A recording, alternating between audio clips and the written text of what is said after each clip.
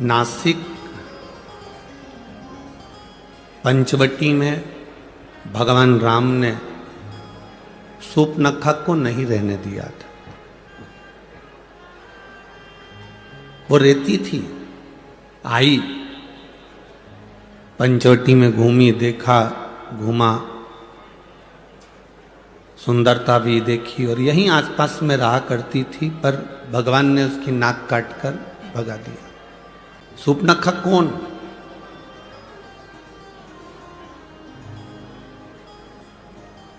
जिसके अंदर भगवान के प्रति प्रेम नहीं हो, जो भगवान को पहचान नहीं सकती हो, जो भगवान का भजन नहीं कर सकती हो, जो स्मरण नहीं कर सकती हो, जो कभी मंत्र का जाप ना करे, जो कभी स्मरण ना करे, जो कभी भगवान की अविरल भक्ति में ना डूबी हो, वो सूपनखा को भगवान ने नाक काटा और भगा दिया। नाक काटी मतलब जब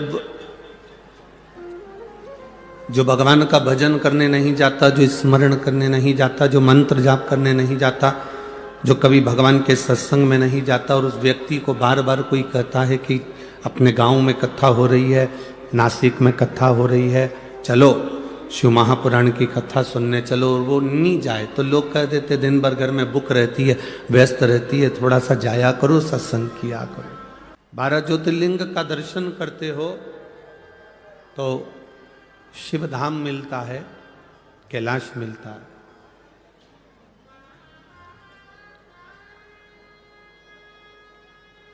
पर 12 ज्योतिर्लिंग का दर्शन करने वाला व्यक्ति सारे ज्योतिर्लिंग का दर्शन करने के बाद जब त्र्यंबकेश्वर की पवित्र भूमि पर आता है और त्र्यंबक बाबा का जब दर्शन करता है तो उस व्यक्ति को केवल एक कैलाश नहीं मिलता, उसके सामने ऑप्शंस रख दिया जाता है कि आप ब्रह्मलोक में रहना चाहे, चाहे वैकुंठ में रहना चाहे, चाहे कैलाश पर रहना चाहे।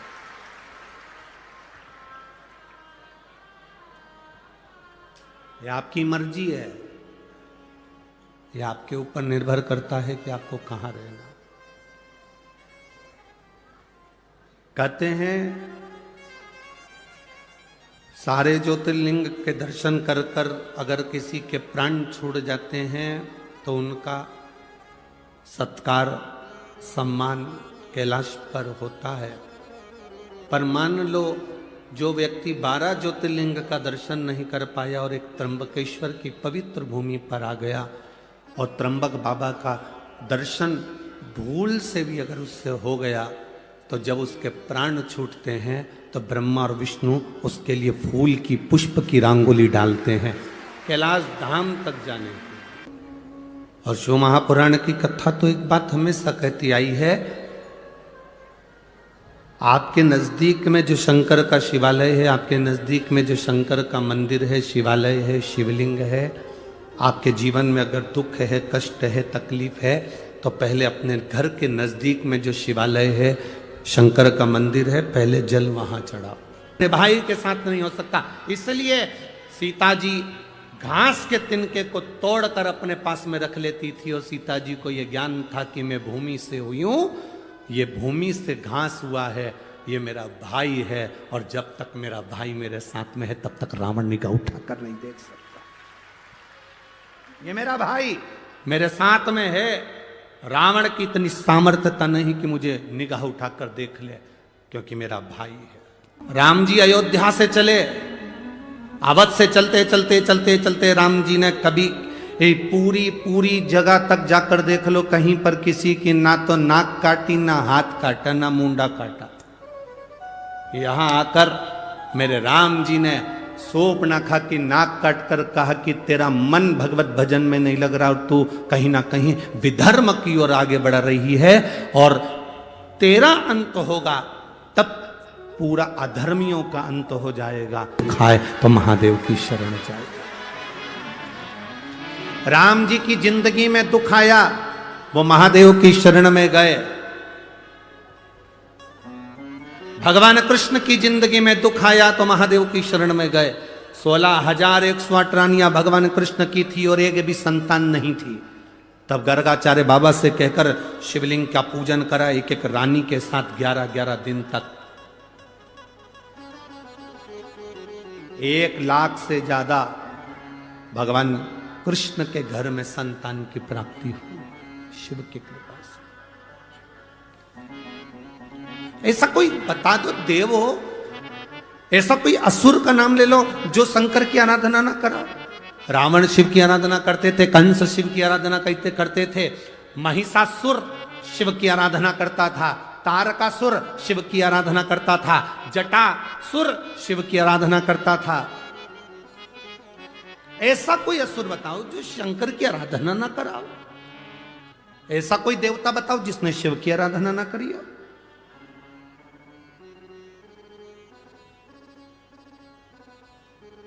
तुम सोमवार का व्रत करो ना करो, तुम मंगलवार का व्रत करो ना, तुम जिस व्रत को कर रहे हो, अगर लक्ष्मी जी की पूजन कर रहे हो, शुक्रवार का व्रत कर रहे हो, तुम कृष्ण भगवान की पूजन कर रहे हो, तुम राम भगवान की पूजन कर रहे हो, तुम देवी जी की पूजन कर रहे हो, तुम दत्त की पूजन कर रहे हो, तुम हरिविठ्ठल की पूजन कर रहे हो, तुम पांडुरंगा की पूजन कर रहे हो, तुम गोदावरी की पूजन कर रहे हो, तुम गंगा की पूजन कर रहे हो, तुम गौमाता की पूजन कर रहे हो, तुम वृक्ष लता पत्र की पूजन कर रहे हो, तुम संसार में किसी की भी पूजन करो, पूजन का फल जब दिया जाता है तो उस लिस्ट को, उस फाइल को पहले देवाधिदेव महादेव के पास भेजा जाता है और महादेव उस फाइल को स्वीकृति देते हैं, तब उस फल को दिया जाए। तुमसे कह दे मेरे पास आ जाओ, मैं गड़ा हुआ धन दे दूंगा। कोई तुमसे कहे मेरे पास आ जाओ, मैं तुम्हें ये दे दूंगा।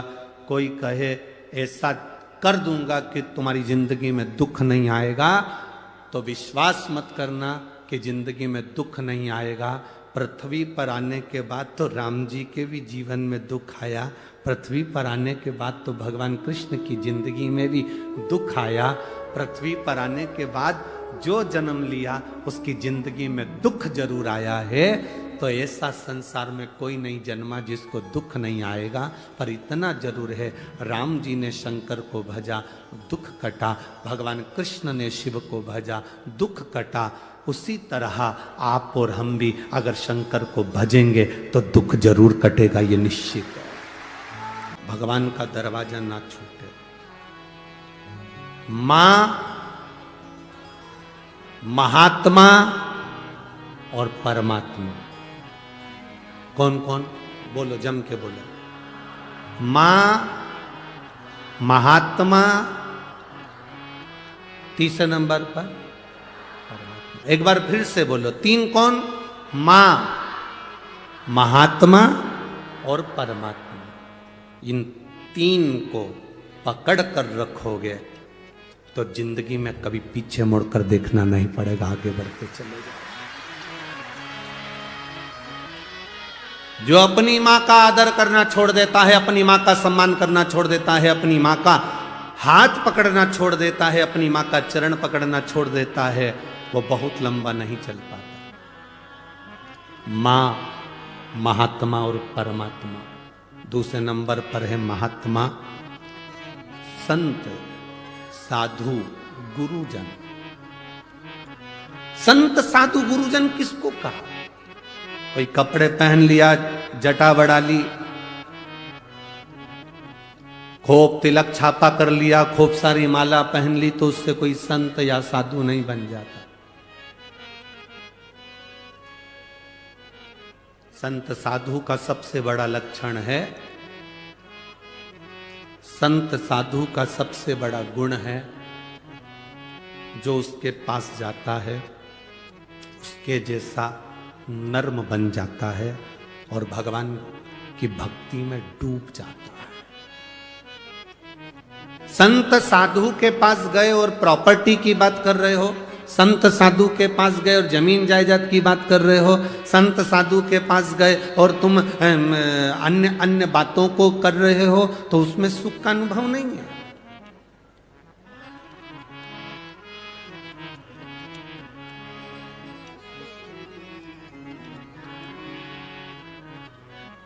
दुनिया में जितने मरते हैं वो सब वैकुंठ जाते हैं कि नरक जाते हैं? अरे बोलो, जम के बोलो, अरे बोलो तो जम के। कोई तुम्हारा पैसा खाकर मर गया, कोई तुम्हारा 5-10 लाख रुपए प्लाट का लेके मर गया, कोई तुम्हारी जमीन का टुकड़ा लेकर मर गया, कोई तुम्हें दुख देकर मर गया, तो वो वैकुंठ जाएगा कि नरक जाएगा? हैं? नरक जाएगा, ये तुम कह रहे हो। पर उसके मरने के बाद उसके परिवार वाले जब वो पत्रिका छपवाते हैं, कार्ड, उस कार्ड में उसका जो नाम लिखा रहता है उसमें तो लिखा रहता है स्वर्गवासी। उस कार्ड में कहीं लिखा है नरकवासी।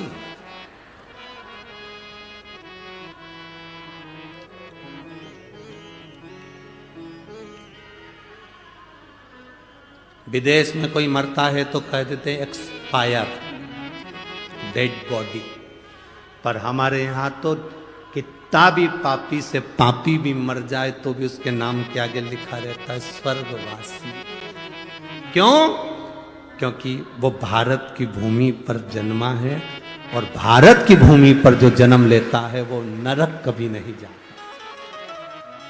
अच्छा चलो जाने दो, तुम्हें सियोर वाले महाराज की बात पे भरोसा नहीं हो तो एक एक पुराण उठाकर बता दो। हिरण्यकशिपु मरा, प्रहलाद का पिता मरे तो नरक गए कि स्वर्ग गए? बोलो बोलो जन के। रावण मरा तो वैकुंठ गया कि नरक गया? चलो वो भी जाने दो। जिस हिरण को बाण मारा था वो वैकुंठ गया कि नरक गया? भगवान कृष्ण ने कंस को मारा था, वो वैकुंठ गया कि नरक गया? एक एक पुराण को उठाकर देखना। हिरण्यकशिपु मरा, परम धाम गया, लिखा शास्त्रों में। रावण मरा, परम धाम गया।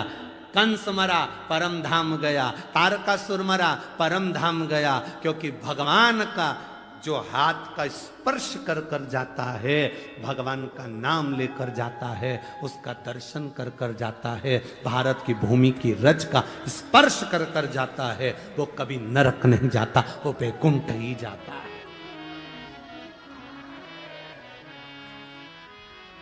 कितनों के घर जाकर देख लेना, जिन जिन के घर में कोई बुजुर्ग मर गए हो उनका फोटो लगा होगा, उस फोटो के नीचे लिखा होगा स्वर्गीय।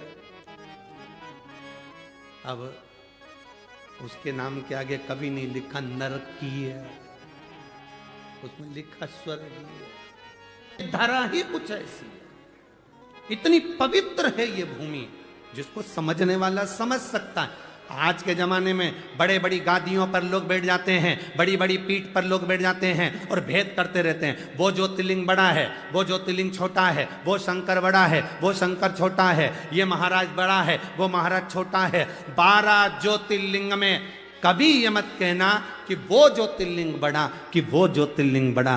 दिए की ज्योति बराबर का प्रकाश देती है, 12 ज्योतिर्लिंग एक बराबर का फल देते हैं।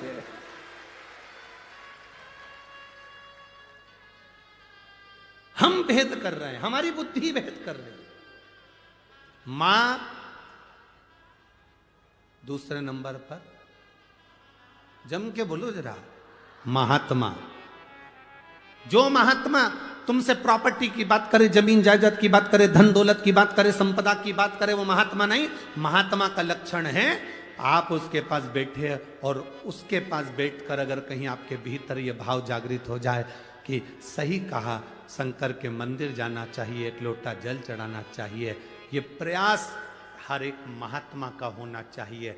जगत गुरु शंकराचार्य जी पृथ्वी पर प्रगटे थे, तब उन्होंने शंकर भगवान की पूजा का विधान संपूर्ण विश्व में फैलाया था।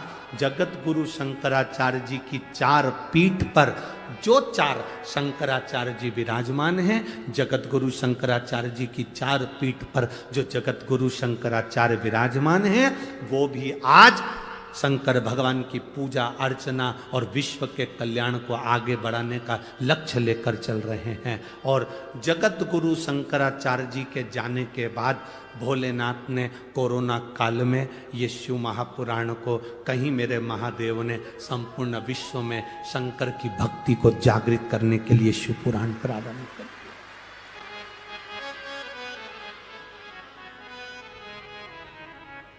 हमको इतनी प्रसन्नता हुई, किसी ने एक पत्र लाकर दिया।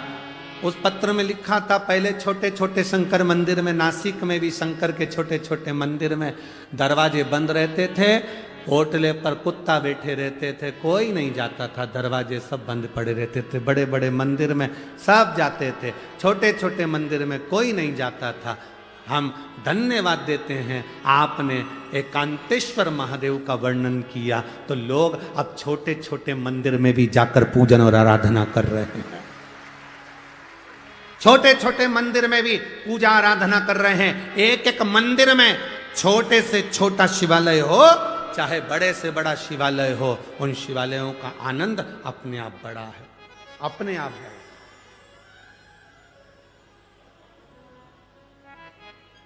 शिव भक्ति की जागरूकता है।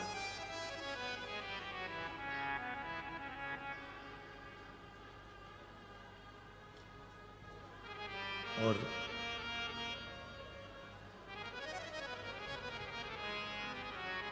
अपने देश को, किसी भी देश को जब नष्ट करना होता है तो सबसे पहले उसकी संस्कृति को नष्ट किया जाता है।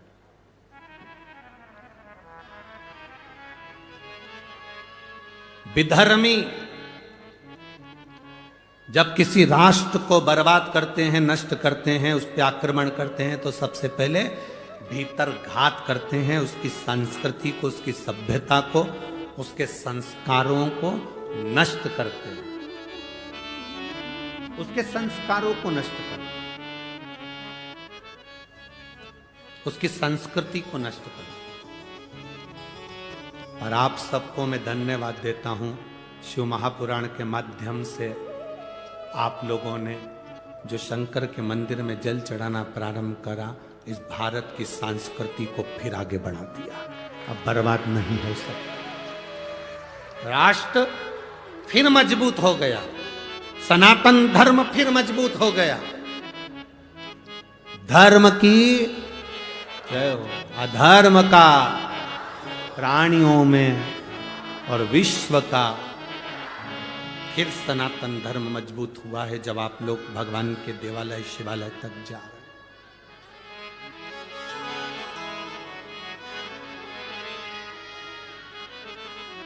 दुनिया में जितनी कथाएं होती हैं उसमें बूढ़ी बूढ़ी माताएं ज्यादा जाती हैं, पर शिव महापुराण की कथा केवल एक ऐसी है जिसमें बूढ़ी माताएं तो कम मिलती हैं, पर युवान माताएं, युवान भाई, युवान बहनें ज्यादा रहते हैं। ज्यादा बुजुर्ग माताएं तो बेचारी ग्राउंड के अंदर ही नहीं घुस पाती है, प्रवेश नहीं। गाड़ी बहुत दूर रोक दी जाती है तो अंदर कैसे जाए? बोलो सही है कि गलत है? तो बूढ़ी माताएं तो पहले ही मना कर देती, बाहर से नहीं चला जाए, घोड़ा दुखे, मैं नहीं चला, मैं से नहीं चला जाए। तो युवान युवान बहुएं, बेटियां, मेरी माताएं, मेरी जीजियां, मेरे जवान जवान जीजा होन, मेरे बेटे, मेरी बहनें इस कथा में आकर जब बैठती हैं, यहाँ से जो ग्रहण करती हैं वो लेकर जाती हैं और अपने बच्चों को वो संस्कार देती हैं। एक लोटा जल पकड़ा कर मंदिर भेजती है, तो वो गौरव उत्पन्न होता है, वो सुख उत्पन्न होता है, वो आनंद की अनुभूति होती है।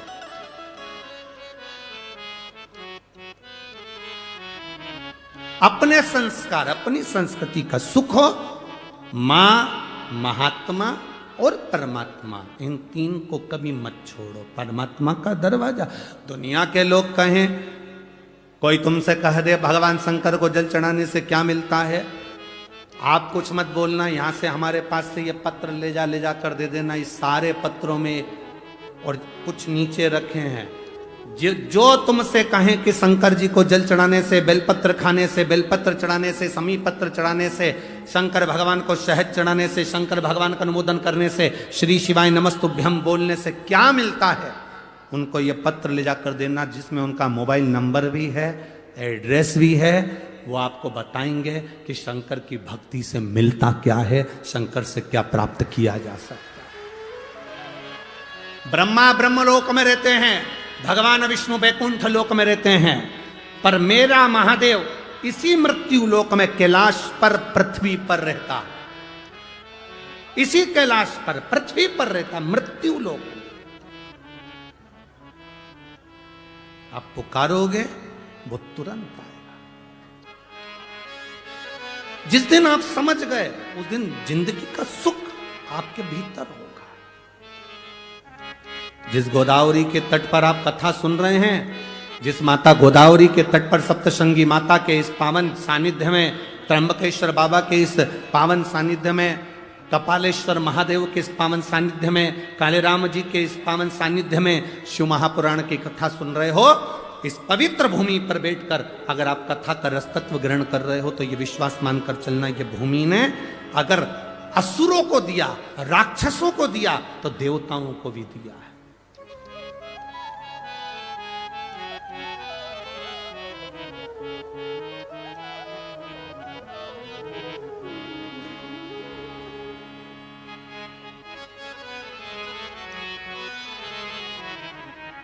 प्रदान करता है शिव तत्व।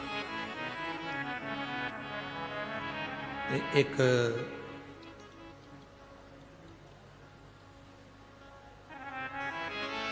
केवल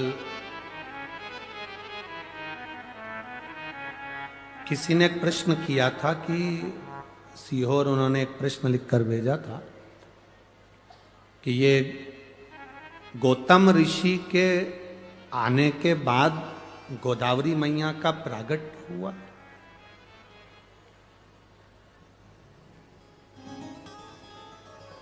गौतम ऋषि के आने के बाद गोदावरी मैया का प्रागट्य हुआ है। जिसने प्रश्न किया वो अच्छे से एक बार स्कंद पुराण पढ़ना, ब्रह्म वैवर्त पुराण पढ़ना, अच्छे से लिंग पुराण का स्मरण करना। आपको ज्ञात होगा स्कंद पुराण के अंदर कि ये गोदावरी केवल गौतम बाबा के बाद की नहीं, ये गोदावरी तो गंगा है, और गंगा केवल गौतम ऋषि के सम्मुख में तो इस गंगा का नामकरण हुआ है, बाकी के गंगा तो महादेव की अविरल इस गोदावरी तो बहती रही है। गोदावरी तो बहती रही है। क्या गौतम बाबा ने इस गंगा को बुलाया? गंगा का नामकरण गौतम बाबा ने करा। ये तो अविरल गंगा है गोदावरी, एक युग में नहीं कई युगों से बहती आ रही है, कई युगों से। तो उस कई युगों से एक कथा आती है, आप लोगों ने सुना होगा। महिषासुर एक असुर था, सुनिए कथा, जम के बोलो जरा, सुनिए ना। महिषासुर की किसने मारा था उसको? महिषासुर का वध किसने किया था? मां दुर्गा भवानी ने। उसका नाम क्या हो गया था फिर? महिषासुर मर्दनी, मां जगतजननी दुर्गा। महिषासुर की एक बहन थी। देव दीपावली शिव महापुराण की कथा सुन रही, बड़े भाव से सुनना। महिषासुर की एक बहन थी जिसका नाम था महिषी। क्या नाम था उसका? महिषी। अब महिषासुर मर गया, महिषी अकेली रह गई, और महिषासुर का संहार स्वयं जगदम्बा ने, दुर्गा भवानी ने कहा करा। कितनी भुजा? 8। देवी जी की 8 भुजा क्यों होती है?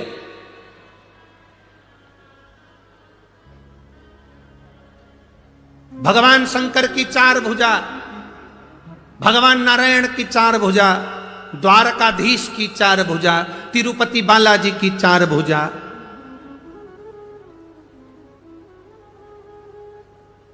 चार भुजानाथ की 4 भुजा, सत्यनारायण भगवान की 4 भुजा, दत्त भगवान की 4 भुजा, और देवी की 8 भुजा। शंकर भगवान, नारायण भगवान, विष्णु भगवान, इनके 4 हाथ, 4 बेटों को अपनी उंगली पकड़कर चलना सिखाते हैं। 4 बेटे कौन से? ब्राह्मण, क्षत्रिय, वैश्य और शूद्र। ये 4 बेटों को मेरे भगवान ने अपने 4 हाथ से पकड़ कर रखा है। पिता अपने बेटे को एक एक हाथ से पकड़ता है, पर माँ अपने बेटे को एक हाथ से नहीं पकड़ती है, माँ अपने बेटे को 2 हाथ से पकड़ती है। इसलिए 4 बेटों को लिए माँ ने 8 हाथ लिए। 4 बेटों को संभालने के लिए माँ भवानी दुर्गा ने अपने 8 हाथ धारण करें। एक बेटे को 2 हाथ से संभालती है। ब्राह्मण को 2 हाथ से संभाला तो क्षत्रिय को 2 हाथ से संभाला, वैश्य को 2 हाथ से संभाला तो शूद्र को 2 हाथ से संभाला। वो तो भारत का विभाजन करने वाले, सनातन धर्म को तोड़ने वाले ये विधर्मी आज के जमाने में कहते हैं कि ब्राह्मण ऐसा, क्षत्रिय वैसा, वैश्य वैसा, शूद्र वैसा, सब केवल अपनी वोट की राजनीति करने के चक्कर में पूरे भारत के सनातनियों को बांटा जा रहा है। वोट की राजनीति करने के लिए भारत के सनातनियों को बांटा जा रहा है। पर कभी भगवान से जाकर कोई प्रश्न करे, मेरे चतुर्भुज भगवान तुम्हारे 4 हाथ, तिरुपति के बालाजी के 4 हाथ, कवि लक्ष्मी नारायण के 4 हाथ, भगवान विष्णु के 4 हाथ, दत्तात्रेय भगवान के 4 हाथ, मेरे भोलेनाथ के 4 हाथ, कभी उनसे पूछा जाए? क्योंकि पिता एक एक हाथ पकड़कर अपने बच्चों को चलाते हैं, एक एक हाथ पकड़कर पिता। और मां का फर्ज है, माता अपने बेटे को दोनों हाथों से उठाती है। मां अपने बेटों को दोनों हाथ, मां अपने बेटे को दोनों हाथ से संभालती है, क्योंकि वो मां है, वो माता। माता अपने पुत्र को दोनों हाथों से संभाल ली। सूर्पनखा की नाक कट गई थी, लक्ष्मण जी की आंख से आंसू गिरे। इस पंचवटी में, नासिक की पवित्र भूमि पर जहां आप लोग बैठकर शिव पुराण की कथा सुन रहे, गोदावरी के तट पर लक्ष्मण जी की आंख से आंसू बहे। राम जी ने पूछा, लक्ष्मण आपकी आंख में आंसू? हां भैया।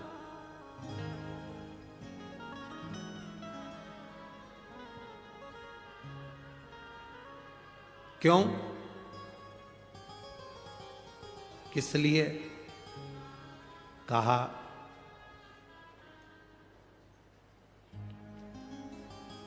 सूर्पनखा कुरूप हो गई, सुंदरता चली गई क्योंकि उसकी नाक चली गई। कुरूप। राम जी कहते हैं, लक्ष्मण जो नास्तिक होता है, जो भगवान को कभी नहीं भजता, कभी दूसरे के दुख को देखकर दुखी नहीं होता, सुख को देखकर सुखी नहीं होता, जो कभी परमार्थ के लिए नहीं जीता, वो एक दिन मरने से पहले कुरूप हो ही जाता है। जैसे महिषासुर मरा, महिषासुर की एक बहन थी महिषी। महिषी, उसको मालूम पड़ा मेरा भाई मर गया। अकेली महिषी ने विचार करा, मैं जाऊं तो जाऊं कहां। सारे तीर्थों में महिषी घूम कर आ गई, मैं कहीं बैठकर तप साधना करूंगी, ब्रह्मा जी से वर पाऊंगी। भगवान नारायण की साधना करी, वर नहीं मिला। शिव की आराधना करी, वर नहीं मिला। ब्रह्मा की आराधना करी, वर नहीं मिला। ये गोमती, ये गोदावरी, ये कोई आज की नहीं, पूर्व की है। महिषी को मालूम पड़ा गंगा के तट पर बैठकर करा गया भजन फल देता, तो गंगा के घाट पर जाऊं। गंगा के घाट जाने लगी तो बीच में महिषी ने देखा कि इतना सुंदर उपवन वन, इतना सुंदर वन क्षेत्र, इतनी सुंदर जगह देखकर महिषी यहां उतरी, और उतरकर उसने ब्रह्मा जी का तप करना, साधना करना प्रारंभ करी। इस गोदावरी के जल का महत्व इतना है कि गंगा जी के घाट पर कोई तप करे तो 1000 वर्ष तक तप करता है, तब फल मिलता है।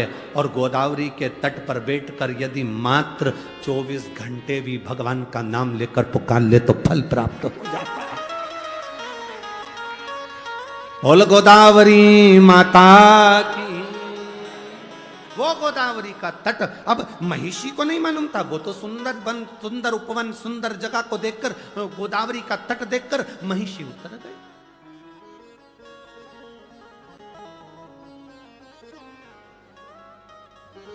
महिषी उतरी,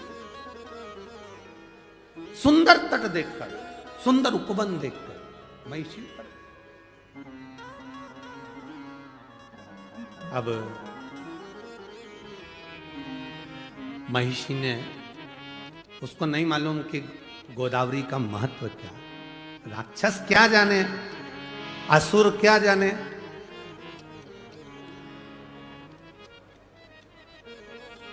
गंगा जी के घाट पर दो तरह के लोग स्नान करने जाते हैं। एक वो स्नान करने गए तो अपने पूर्वजों को पार लगाते हैं, और दूसरे वो स्नान करने के लिए जो जाते हैं उनका सामान चोरने के लिए आते हैं। बोलो सही है कि गलत है? जैसे ही तुमने कपड़े उतार कर सामान रख कर गंगा में लगाई डुबकी, तुम बोले हर हर गंगे, और उन्होंने कर दो तुम्हें नंगे, ले गए। अब तुम जाके थाने में रिपोर्ट कर रहे, देखो हम ना गोदावरी नहाने आए थे, हम तो गंगा जी नहाने आए थे, हमारा सामान कोई ले गया, मोबाइल ले गया, पर्स ले गया। अब जो गंगा ईमानदारी से नहाने आए थे, दो तरह के लोग, एक गंगा नहाने आते हैं, एक चुराने आते हैं। नहाने वाला जब गंगा नहा रहा होता है तो देवता भी उसकी 71 पीढ़ी पर फूल बरसाते हैं कि तेरे परिवार वाले ने गंगा नहाकर तुझे पार लगा दिया। और जो गंगा के घाट पर चोरी कर रहा होता है उसकी भी 71 पीढ़ी को यमराज भैंसे की पूंछ से बांध कर रगड़ता है। देख, तेरे खानदान का व्यक्ति को चोरी करने के लिए दूसरी जगह नहीं मिली, गंगा के घाट पर चोरी कर रहा है, उसके बराबर पापी कौन? अरे ओ चोटों, दुनिया में सब जगह चोरी करो, पर जो तीर्थ हैं भारत की भूमि के, उसमें जाकर कभी चोरी मत करो, तुम्हारी 71 पीढ़ी भी तड़पती है, तुम्हारी 71 पीढ़ी भी तड़पती है कि कहां गंगा के घाट पर चोरी करने के लिए गया, कहीं दूसरी जगह नहीं मिली थी। 71 पीढ़ी को भोगना पड़ता है।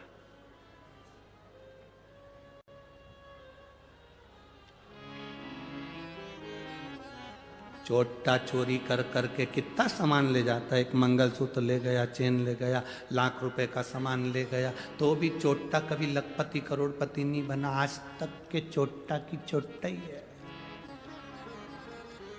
और जिनकी चेन मंगलसूत्र चले गया, वो थोड़े दिन रोने के बाद भगवान से कही मेरी चेन मंगलसूत्र चले गया। भगवान ने कहा बहुत दिन से पहन रही थी, चिंता मत कर, हल्का बहुत था इसलिए भारी दिलाना था,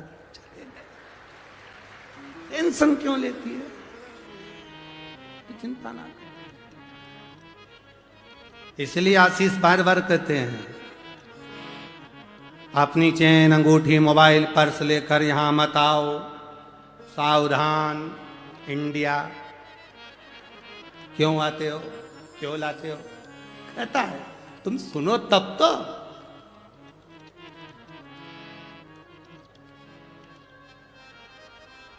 अब महिषी ने सोचा कि मैं कहां जाऊं, उतर गई इस सुंदर उपवन में, सुंदर पंचवटी में उतर गई। गोदावरी के तट पर उतरी। उसको नहीं मालूम कि माँ गोदावरी की कृपा कितनी है, माँ गोदावरी का करुणा कितनी है। जिसने शास्त्र नहीं पढ़ा, जिसने वेद नहीं पढ़ा, जिसने शास्त्रों का अध्ययन नहीं करा, वो कह सकता है कि शिवलिंग में क्या है, वो कह सकता है कि त्र्यंबक में क्या है, वो कह सकता है कि शंकर होते क्या है, वो कह सकता है गोदावरी का मतलब क्या है, वो कह सकता है सप्तशृंगी माता का मतलब क्या है। जिसने वेद शास्त्र पुराण पढ़े होते हैं वो समझता है कि गोदावरी के तट का महत्व क्या है, कपालेश्वर का महत्व क्या है, राम जी के नाम का महत्व क्या है, त्र्यंबक के नाम का महत्व क्या है। वो जानता है कि शिव महापुराण का महत्व क्या है। महिषी नहीं जानती थी कि मतलब क्या। वो तो बैठ गए। अब उसने सोचा मुझे स्नान करना है, स्नान करूं तो क्या करूं। पहली बार महिषासुर की बहन महिषी गई, उपवन में बैठकर इस पंचवटी में गोदावरी का स्नान करी तो बड़ी सुंदर सी हो गई, सुंदर सी बनकर। अब महिषी का मतलब जानते हो ना तुम? अरे बोलो तो जम के, महिषी मतलब अरे बोलो तो। महिष का मतलब क्या होता है? भैंसा। और महिषी का मतलब भैंस। अब भैंस ने सोचा कि मैं आई और नहाई, नहाते से सुंदर हो गई, तो भैंस कैसी हुई होगी? Miss India. अब भैंस कैसी होगी? कहा गोदावरी के जल में शंकर की जटा से सप्तधारा जो गोदावरी निकली है, उसकी धारा में वो सुख है कि कोई पापी से पापी जीव भी उसमें कूद कर स्नान कर लेता है निष्कपट भाव से, तो वो मनुष्य की देह धारण कर लेता है। वो गोदावरी है। कूदी महिषी, सुंदर स्त्री का रूप ले ली, बैठ गई। उसको स्मरण नहीं आ रहा क्या मैं भैंस से स्त्री बन सकती हूं? महिषी सुंदर स्त्री का रूप ले लिया। सुंदर स्त्री का जब रूप महिषी को मिल गया, तब करा। महिषासुर की बहन थी, इसलिए असुर प्रवृत्ति की थी। राक्षस प्रवृत्ति उसके अंदर भरी थी।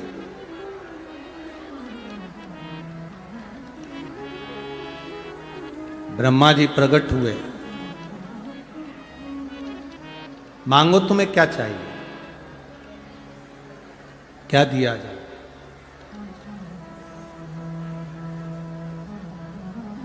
महिषी ने कहा बस मुझे अमर कर दो, मैं मरूं ना, मेरे प्राण ना छूटे। ब्रह्मा जी ने कहा ऐसा तो कभी हो नहीं सकता कि तुम्हारे प्राण नहीं जाएंगे, मरना तो पड़ेगा, प्राण तो जाएंगे। तुम और कुछ मांगना चाहो तो मांग सकते हो। अब महिषी ने मन में विचार करा कि मैं मरूं ना, इसके लिए मैं करूं तो करूं क्या? असुर जो होते हैं, राक्षस जो होते हैं, वो मांगते बड़े विचित्र हैं। ऐसी चीज मांगते हैं जो कि जगत कल्याण की भी हो और खुद के उद्धार की भी। महिषी ने मांगा क्या? महिषी ने मांगा मुझे वर दीजिए, मैं मरूं ना। भगवान ब्रह्मा जी ने कह दिया अमर तो नहीं हो सकते, मरना तो पड़ेगा, तुम और कोई वर मांग लो। अगर मैं मरना ही है मुझे, तो मुझे वर दो। शंकर भगवान और भगवान विष्णु के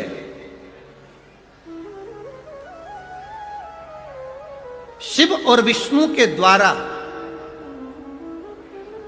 प्रकट उनकी संतान मुझे मारो। अब जरा विचार करिए, तारकासुर ने मांगा था कि शंकर भगवान की संतान मुझे मारे।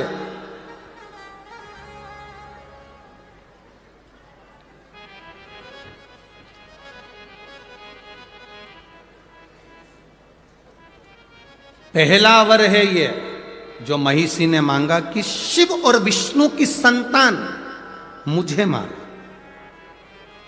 यहां कोई स्त्री या कोई पुरुष दो के संजोग से संतान नहीं मांगी है। यहां जो संतान मांगी वो मांगी है विष्णु और शिव के द्वारा। जो संतान प्रकट हो, जो संतान जन्म ले, वो मुझे मारे। अब ऐसा तो कभी हो ही नहीं सकता। और ब्रह्मा जी ने वर दे दिया, तथास्तु। ब्रह्मा जी वर दे दिए कि शिव और विष्णु के द्वारा प्रकट संतान तुम्हारा वध करेगी, तथास्तु कह दिया। अब सोचो, विचारो, ब्रह्मा जी ने वर दे दिया। महिषी को लगा कि अब तो मैं मर ही नहीं सकती, क्योंकि भगवान शंकर और भगवान विष्णु, इनके द्वारा बच्चा कैसे होगा, संतान कैसे होगी? शिव कथा कर रही है, भगवान शंकर का संवाद कर रहा है। महिषी ने वर मांगा कि शंकर और विष्णु की संतान मेरा वध करे, जो भूतो ना भविष्यते हो ही नहीं सकता। एक पुरुष और स्त्री की संतान प्रकट होकर मार सकती है, और दो देवता शिव और विष्णु की संतान कैसे हो?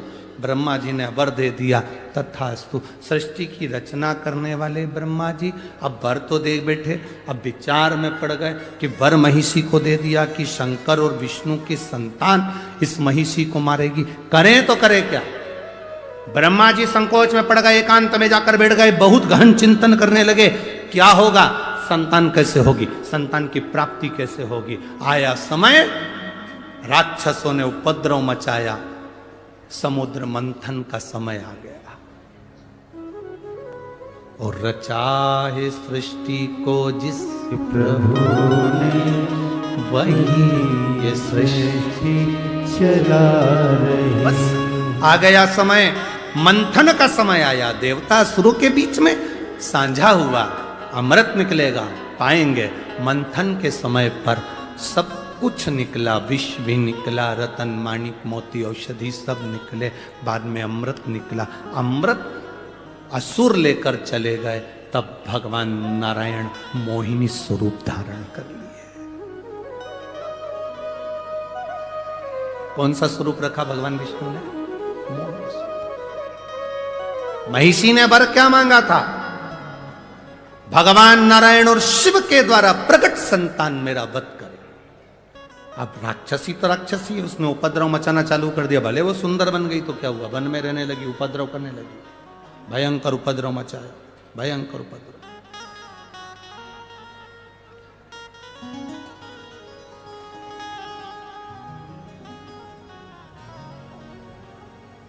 भयंकर उपद्रव। और जब उपद्रव करना प्रारंभ करा,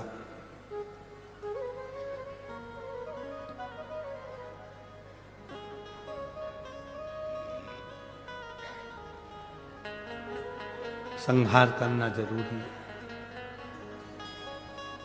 लोग कहते हैं समुद्र का मंथन अमृत की प्राप्ति के लिए किया था। बहुत ध्यान से सुनना, दुनिया के लोग कहते हैं समुद्र का मंथन अमृत की प्राप्ति के लिए किया था। शिव महापुराण की कथा, स्कंद पुराण, देवी यहाँ सुंदर देव दीपावली, शिव महापुराण की कथा कहती है अमृत की प्राप्ति के लिए मंथन नहीं किया था। उस महिषासुर की बहन महिषी ने वर मांगा था, शंकर और विष्णु की संतान से मरूं, उस संतान को जन्म देने के लिए ये समुद्र मंथन करा गया था। ये मंथन का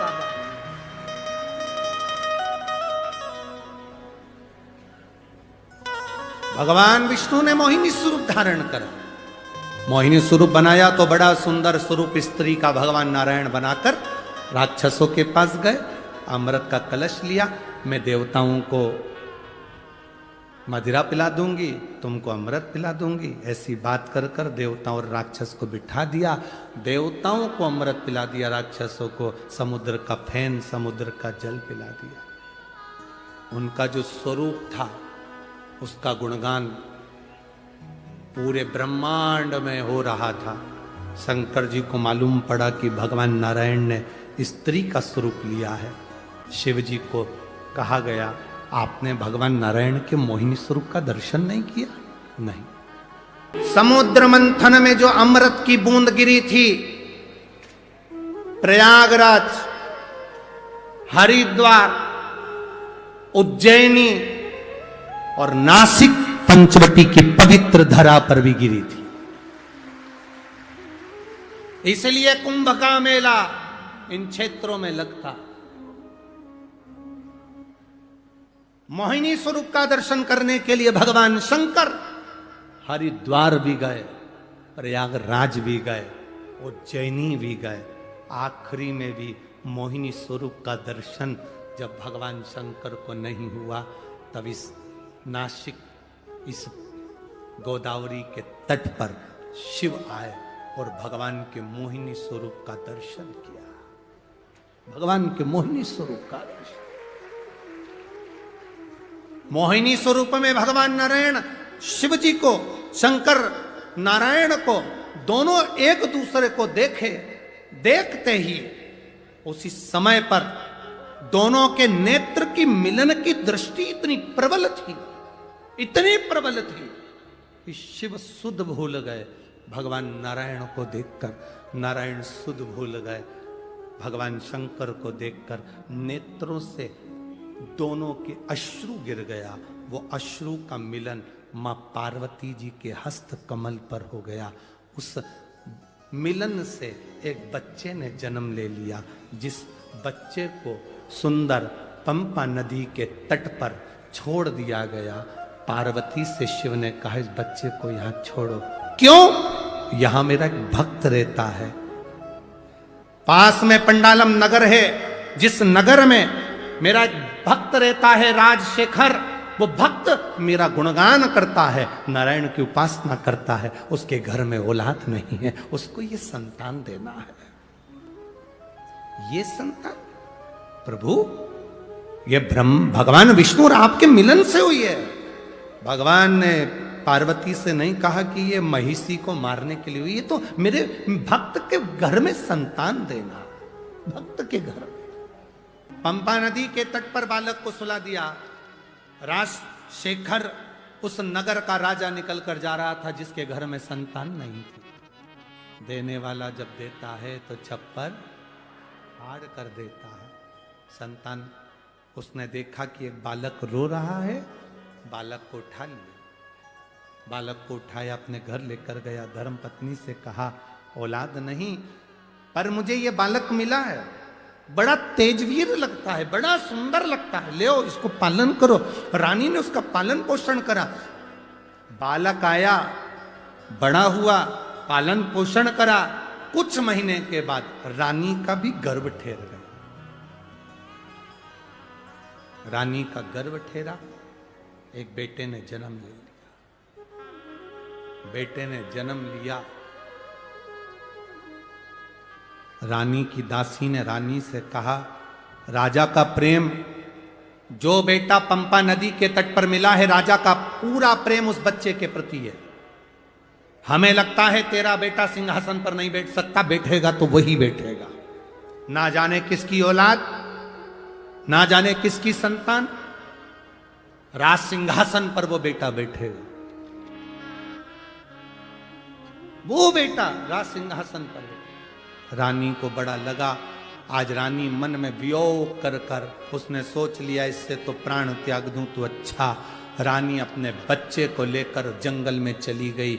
वन में जैसे ही गई, वन में जाते से ही इसको वो सुंदर स्त्री जो गोदावरी के तट से वर लेकर गई थी, शंकर और भगवान विष्णु के संतान मेरा वध करेगी, उस रानी को वो स्त्री मिल गई। क्या नाम था उसका? महिषी। महिषी ने कहा तुम कौन हो? कहा मैं राजा चंद्रशेखर की धर्म पत्नी, मैं राजशेखर की पत्नी। राजशेखर की? हाँ, मैं राजशेखर की पत्नी। तुम कहां जा रही हो? प्राणों को त्यागने, इतने छोटे से बच्चे को लेकर? हाँ, इसको भी। क्यों? मेरा बेटा राज सिंहासन पर नहीं बैठ सकता। क्यों, क्या हुआ? मेरे पति को एक बालक मिला था, उस बालक को लिया या पाल पोस के बड़ा करा, और मेरा बेटा सिंहासन पर नहीं बैठ सकता क्योंकि मेरे पति का प्रेम उस बालक के प्रति है। महिषी ने कहा क्यों घबराती है, तू घर जा, घर जाकर बीमार होने का नाटक करना, अपने बेटे से कहना कि मुझे शेरनी का दूध ला कर दे। शेरनी के दूध में, बाघिन के दूध में दवाई डालकर लेना है तो मैं ठीक होंगी, नहीं तो मैं मर जाऊंगी। बाघिन के दूध में? हाँ, तेरा बेटा बाघिन का दूध लेने के लिए आएगा, शेर उसको खा जाएगा। अगर शेर नहीं खाएगा तो मैं उसको खा जाऊंगी और मार दूंगी। तो क्यों चिंता करती है, जा घर। महिषी ने बुद्धि में रानी के भर दिया। रानी घर चली गई, बीमार होने का नाटक कर लिया। बीमार होने का नाटक करा रानी। जैसे बीमार होने का नाटक करी तो अपने बेटे को बुलाया। कौन से बेटे को? जिसको उसने पाल पोस कर बड़ा करा था, जो पंपा नदी के तट पर मिला था, जिसका नाम राजशेखर ने अय्यप्पा रखा था। क्या नाम रखा था? जम के बोलो जरा। अय्यप्पा। जिसका नाम राजशेखर ने अय्यप्पा रखा था, बुलाया, आवाज लगा, आवाज लगाकर रानी ने आवाज लगाई, अय्यप्पा, स्वामी अय्यप्पा। जो आवाज लगाई, अय्यप्पा दौड़ कर आया। मां, मां, क्या बात है? मां तुरंत तो कहती है, मेरे को दवाई लेना है और बाघिन का दूध चाहिए, शेरनी का दूध। अगर वो नहीं मिला तो मैं मर जाऊंगी। पिता ने कहा, पति बोले अपनी रानी से, राजा बोला रानी से, किसको बोल रही है शेरनी का दूध लाने को? बाघिन का दूध लाने के लिए? छोटा सा बच्चा है अय्यप्पा, ये अय्यप्पा छोटा सा है और तो बाघिन का दूध लाने को बोल रही, शेरनी का दूध।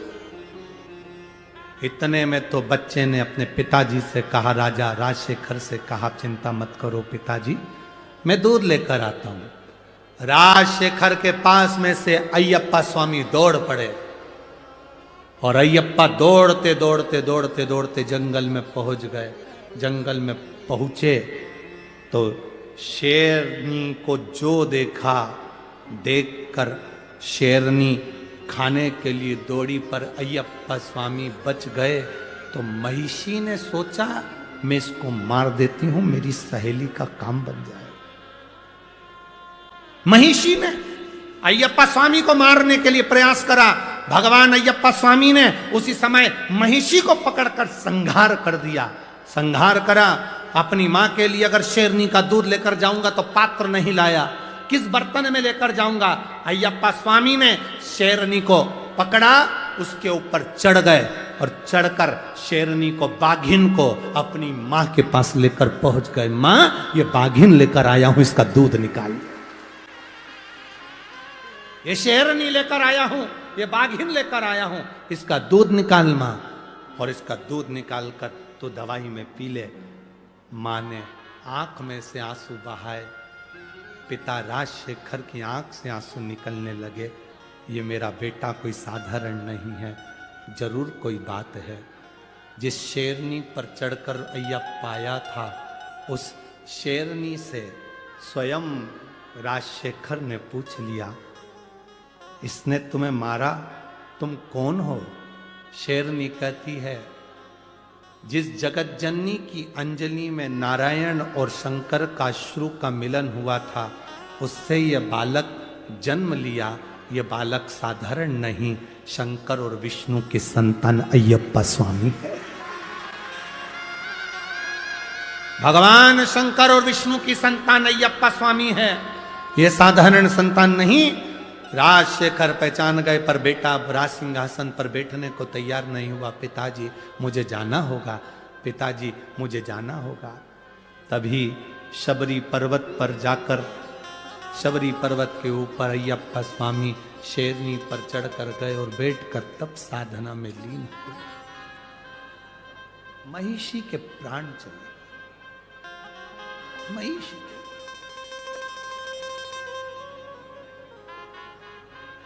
महिषी मरी, देवता आनंद का आनंद।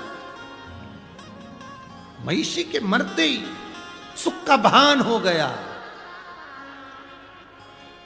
जब जब असुरों का संहार हुआ है, जब जब राक्षस मरे हैं, जब जब असुर का संहार हुआ है, इस भारत की भूमि पर दीपावली का त्योहार मना है। जब असुर मरे, महिषी तो मर गई। गोदावरी के तट का जो फल महिषी ने मांगा था, वो वचन भगवान ने निभा दिया। भगवान नारायण और भगवान शिव की संतान अय्यप्पा स्वामी ने उसको मार दिया। अय्यप्पा स्वामी एक बार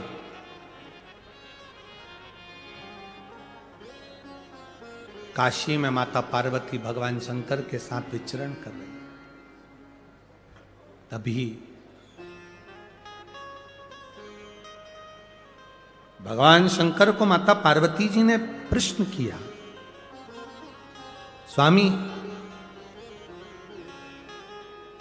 संसार के लोग, मृत्यु लोक में जन्म लेने वाला मनुष्य जो दुख में ग्रसित होता है, दुख में भरा रहता है, दुख में ग्रसित है, उस जीव का कल्याण कैसे? उसका शिव कथा कह रहे। पार्वती जी ने शिव जी को गंगा नदी के तट पर देवताओं के प्रसन्नता का कारण पूछा। दीप पर्व मनाया गया। दीप देव दीपावली का दिन हो, 7 पुष्प, कितने फूल? 7 पुष्प। देव दीपावली के दिन कोई भी 7 पुष्प, कोई भी जो तुमको मिल जाए, 7 पुष्प अपने घर के पास में, घर के अंदर जो मटका होता है, हंडा होता है, पानी का बर्तन होता है, रसोई घर में जहां तुम पानी भर कर रखते हो, 7 पुष्प को उस स्थान पर रखिए देव दीपावली के दिन। और देव दीपावली के दिन सुबह के समय पर अपने उस परिंडे की जगह पर, मटके वाली जगह पर, हंडे वाली जगह पर रखकर 7 घी के दीप रसोई घर के अंदर प्रज्वलित करिए। 7 दीप की पूजन करिए और पूजन कर कर वो 7 पुष्प जब दीप ठंडे हो जाएं, पूर्ण तरह से आनंद के साथ सुबह के समय जब आप पूजन कर लें, उन 7 पुष्प को दिन भर में से कभी भी देवाधिदेव महादेव के दरवाजे पर, शिव के दरवाजे से मतलब है शंकर के ऊपर, अगर शिव के मंदिर नहीं जा सकते तो बेलपत्री के नीचे, बेलपत्री के नीचे भी नहीं जा सकते तो पवित्र नदी के तट पर, या पीपल के वृक्ष के नीचे, या आंवले के वृक्ष के नीचे वो 7 पुष्प को अपनी कामना कर कर लक्ष्मी प्राप्ति के लिए कुछ देर रख दें।